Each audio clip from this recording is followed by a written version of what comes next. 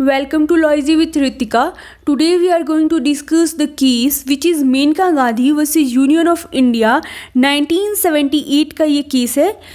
इस केस की स्टार्टिंग होती है 2 जुलाई 1977 से, जब मेनका गांधी विदेश जाना चाहती थी लेकिन बिना वैलिड रीज़न बताए उनका पासपोर्ट सीज कर लिया गया. पासपोर्ट एक्ट 1967 के तहत गवर्नमेंट उनका पासपोर्ट सीज कर लिया. इसमें गवर्नमेंट को section 10 clause 3 sub clause C के तहत ये पावर मिली है कि गवर्नमेंट किसी की पासपोर्ट जब्त कर सकती है इफ़ इन्हें लगता है कि कंट्री की सुवेरेनिटी, इंटीग्रिटी या friendly relation with other countries अगर हैम्पर हो रही है तो जब्त कर सकती है. बट इसी पासपोर्ट एक्ट 1967 के तहत एक सेक्शन है, सेक्शन 10 क्लॉज 5 में ये भी बोला गया है कि गवर्नमेंट को रीज़न बताना पड़ेगा कि किस रीज़न की वजह से उनका पासपोर्ट सीज किया जा रहा है. बट इसमें एक एक्सेप्शन है, गवर्नमेंट रीज़न नहीं बता सकती अगर सोवेरेनिटी, इंटीग्रिटी और पब्लिक इंटरेस्ट में नहीं है. तो मेनका गांधी ने रीजनल पासपोर्ट अथॉरिटी से उनके पासपोर्ट को सीज करने की रीज़न्स पूछे.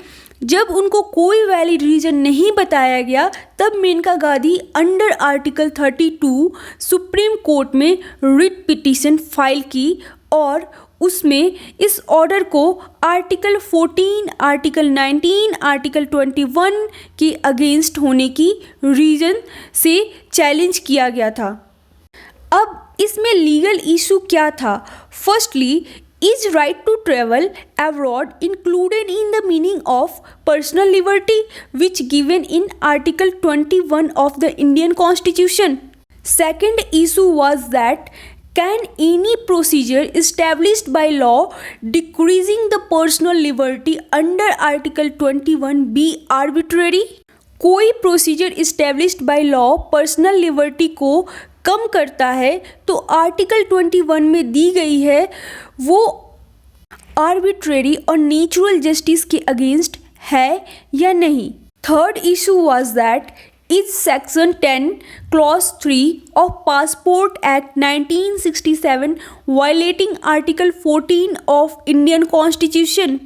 Fourth issue was that can we say suspending Menka Gandhi's passport was against principles of natural justice? इसमें 7 जजेस की बेंच बैठी थी. सुप्रीम कोर्ट ने कहा firstly scope of personal liberty given under article 21 is very wide and right to travel abroad article 21 में दी गई personal liberty के मीनिंग में आता है. हाउएवर कोर्ट ने माना कि section 10 Clause 3 of Passport Act is constitutional and is necessary for national security. But इस केस में मेनका गांधी को ना ही बोलने की अपॉर्चुनिटी दी गई थी एंड ना ही तो वैलिड रीज़न उनको बताया गया था.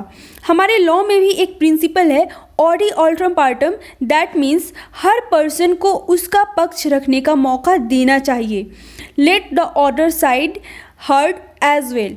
इसी केस में सुप्रीम कोर्ट ने ये कहा था कि आर्टिकल 14, आर्टिकल 19 एंड आर्टिकल 21 मिलकर कॉन्स्टिट्यूशन की गोल्डन ट्रायंगल बनाते हैं. ये तीनों आर्टिकल एक दूसरे से जुड़े हुए हैं. इंडियन जस्टिस के हिस्ट्री में बहुत इम्पॉर्टेंट केस माना जाता है इस केस को, बिकॉज इसने ड्यू प्रोसेस ऑफ लॉ को इंट्रोड्यूस किया. कोर्ट ने कहा कि विदेश यात्रा का राइट टू लिबर्टी का एक पार्ट है और इसे आर्बिट्रेरी वे से नहीं रोका जा सकता. ये डिसीजन ड्यू प्रोसेस को इंट्रोड्यूस करता है. एक होता है प्रोसीजर इस्टेब्लिश्ड बाय लॉ, जिसका मतलब होता है procedure prescribe by law. Law में कोई बात लिख दी गई है तो उसे फॉलो किया जाएगा, उसको माना जाएगा. और due process of law says that जब कोई भी इंडियन पार्लियामेंट या लेजिस्लेचर लॉ बनाता है तो सुप्रीम कोर्ट अपने पास उस लॉ को मंगाकर चेक कर सकता है कि ये लॉ किसी फंडामेंटल राइट का वायलेशन तो नहीं कर रहा है. अगर फंडामेंटल राइट का वायलेशन कर रहा है तो वो लॉ वॉइड डिक्लेयर कर दिया जाएगा. When we talk about due process of law, that means जो reasonable है, fair है and unbiased है and natural law के ideology को follow करता है. आर्टिकल 21 में लिखा है कि किसी भी पर्सन को उसके राइट से डिप्राइव करने के लिए प्रोसीजर इस्टेब्लिश्ड बाय लॉ, जबकि सुप्रीम कोर्ट ने कहा है कि जो प्रोसीजर इस्टेब्लिश्ड बाय लॉ है it must be just, fair and reasonable. That means procedure established by law is equal to due process of law.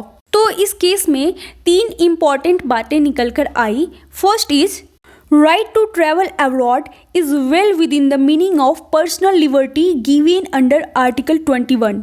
And second thing is clause 3 of section 10 of passport act is constitutional and is necessary for national security. इस passport act को unconstitutional नहीं माना गया because government के पास ऐसी power होना national security के लिए ज़रूरी है। एंड तीसरी बात ये कि सुप्रीम कोर्ट ने रीजनल पासपोर्ट अथॉरिटी की ऑर्डर को क्वेश्चन कर दिया और डायरेक्शन दी कि वो मेनका गांधी का पासपोर्ट रिटर्न कर दे उन्हें। So guys this was the analysis of Maneka Gandhi case. आशा करती हूँ कि आपको ये केस अच्छे से समझ में आया होगा। Thank you for watching. Please do like and subscribe.